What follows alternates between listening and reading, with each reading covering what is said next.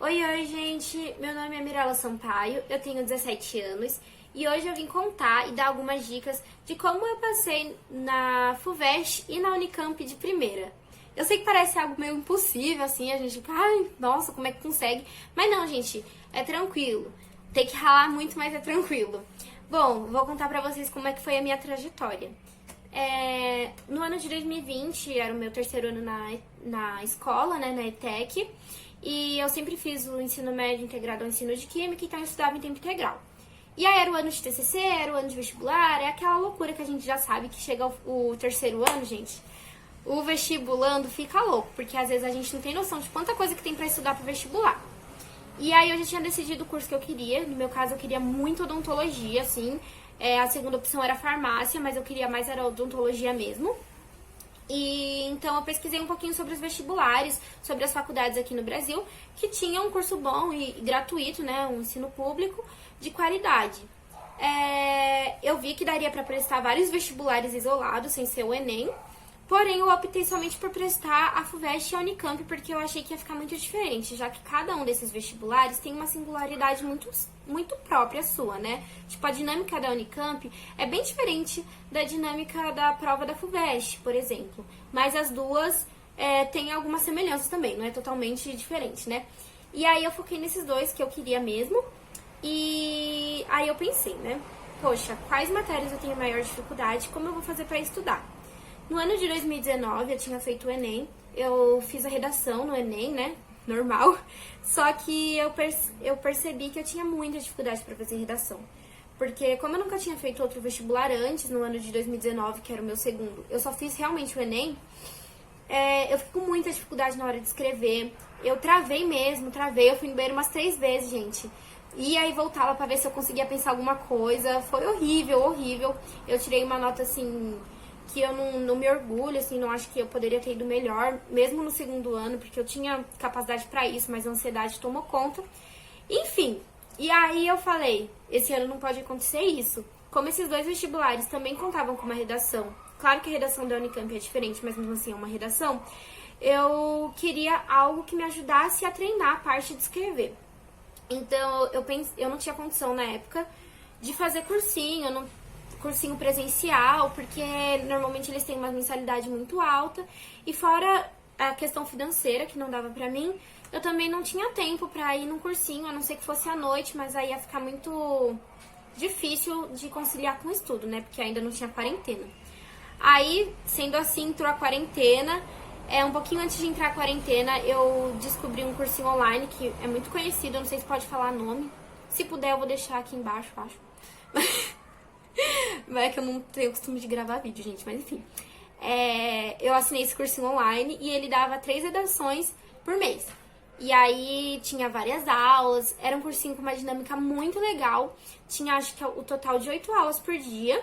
Porém, eu não conseguia acompanhar exatamente por conta do período que eu estudava em tempo integral. E então, o que eu fiz? Eu organizei meu tempo, eu fiz uma gradezinha horária de quantas horas por dia eu ia conseguir estudar, mesmo com EAD. Então, eu parava de estudar às 4h40 e eu decidi que eu ia tentar estudar pelo menos 1h30 por dia. Então, eu parava e quando dava 6h30, mais ou menos, eu voltava ao estudo, tentava estudar até umas 8 e fiz essa meta pra mim, né? Então, dentro dessas 1h30, eu também decidi quais matérias eu ia focar, tipo, por dia. Porque eu acho que quando você começa a semana, assim, digamos, né? E você não tem algo muito definido na questão do estudo, fica mais difícil pra você falar, hoje eu vou estudar isso, aquilo. Acaba ficando algo muito bagunçado. Então, eu tentava fazer um cronogramazinho, né? Já que eu não conseguia acompanhar as aulas ao vivo, eu fazia, hoje eu vou tentar estudar por bloco, porque lá tem os bloquinhos, eu acho que todos os cursinhos têm isso, né? Se você não consegue acompanhar ao vivo, tem o bloquinho lá pra você ler a parte escrita, fica a aula-sala, fica os exercícios. E eu organizei assim, com base nessa disponibilidade que eu tinha. Então, de segunda-feira, por exemplo, eu estudava exatas. E na terça eu estudava humanas. Tipo isso, e na quarta-feira eu voltava pra exatas. Por quê? Ao fazer esse zigue-zague de matérias assim, eu conseguia estar sempre revisando o que eu tinha estudado, sempre voltando para fazer exercício, sempre fazendo algo assim que me levava de novo para o que eu já tinha visto nos dias passados, para que a matéria não ficasse tão esquecida na minha mente. É claro que tinha alguns dias, gente, que não dava para estudar, tinha dias que eu não estava bem com a saúde mental mesmo, sabe? Tipo, tem dia que a gente tá cansado, tem dia que bate uma ansiedadezinha, ainda mais em ano de vestibular, é muita coisa. E eu conseguia me dar esse tempinho também, sabe? Uma dica que eu acho muito importante pra quem tá prestando vestibular agora é você se cobrar. Você tem que se cobrar sim. Você tem que separar um tempo pra estudar, você tem que botar metas pra você mesmo. Porém, você não deve se forçar a estar estudando todo o tempo quando você não tá bem, sabe? Porque a gente acaba não absorvendo matéria nenhuma. Quando a gente não tá bem, a gente tenta fazer uma coisa desse tipo. Eu tinha vezes que eu tentava estudar e eu ficava só olhando a videoaula com a cabeça em qualquer outro lugar. E aí depois eu vi que isso me fazia mais mal do que bem. Aí eu falei, quer saber? Eu não vou estudar hoje. Hoje eu vou ficar mais tranquila e outro dia eu estudo. E outra coisa, né? Nessa gradezinha de estudo que eu fazia, eu já tinha pesquisado mais ou menos quais matérias que caíam mais nesses 2 vestibulares que eu queria prestar. Então, é óbvio que você tem que estudar tudo que cai. Porém, às vezes, com o seu tempo, não dá pra estudar. Às vezes, ainda mais se imagina, você começa a estudar na metade do ano. Você não tem o tempo de alguém que começou a estudar no começo do ano. Então, eu estudava mais o que realmente era certeza que ia cair, sabe? Matérias que já tinham caído várias vezes, matérias que tinham índice de cair maior, né? Que a gente sempre vê, tem vários sites no Google que falam sobre isso, né? Ainda assim, né, gente? A partir disso, outra coisa que eu fiz também foi, a partir de outubro do ano de 2020, eu comecei a intensificar a resolução de exercícios. Então, eu tentava refazer as provas antigas do Enem, que me ajudou bastante também. Nossa, gente, ajuda muito, porque quando a gente faz o exercício e a gente não entende, e a gente vê a explicação na hora, quando você vê um exercício parecido, você lembra da explicação, você lembra que você errou, e às vezes é mais eficaz ainda do que você só ficar lendo, só ficar vendo videoaula. A prática, ela te ajuda muito. Então, a partir de novembro, eu peguei pesado, gente. Não, de outubro. Isso, de outubro eu peguei pesado, eu só fazia pelo menos uns 10 exercícios, 15 exercícios por dia, tentava entender mesmo o que eu errei, e isso ajudou pra caramba na hora de fazer a prova, porque eu criei uma dinâmica só minha. Eu já sabia mais ou menos que eu tinha de dificuldade, tipo, o tipo de texto, que eu já dava uma puladinha e tal. E isso é muito importante até pra você, porque eu acho que quando a gente cria uma dinâmica nossa, é muito mais eficaz do que a gente seguir a dinâmica dos outros. Porque, por exemplo, tem questões pra mim que são mais difíceis, sabe? Por começar por exemplo, por matemática pra mim. Não é mais fácil, mas pra algumas pessoas é.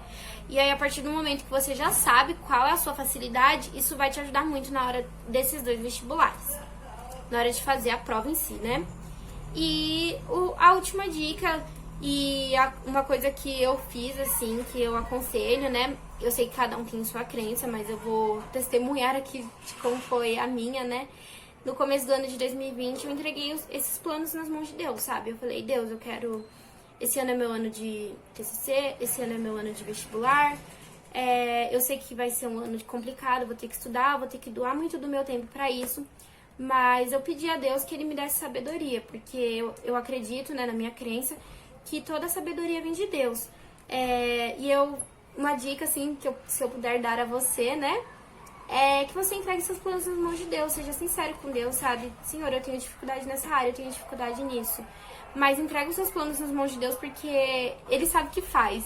E eu acredito que as portas se abrem quando a gente faz a nossa parte também, sabe? A gente tem que estudar, a gente tem que correr atrás, a gente tem que ser disciplinado, porque nada é impossível. E se tem uma vaga lá, por que ela não pode ser sua, sabe? Independente da concorrência, você tem que sempre pensar assim, poxa, tem uma vaga lá, que ela é minha. Ela é minha, eu vou estudar, eu vou dar o meu melhor, eu vou me acabar, mas eu vou entrar. Me acabar não, gente. Foquem na saúde mental também, que é muito importante, né? A gente não pode também, né? Ficar aqui querendo ficar que nem doido só estudando. Tem que cuidar da saúde mental. E é isso. Eu espero que esse vídeo tenha te ajudado. Eu sei que eu falo um pouquinho um pouquinho acelerado, mas é porque eu não tô acostumada a gravar vídeo no YouTube. Mas eu espero que esse vídeo te ajude, tá bom? Um beijão, muita sorte nessa fase de vestibular, que você possa alcançar todos os seus sonhos. Um beijo, tchau, tchau!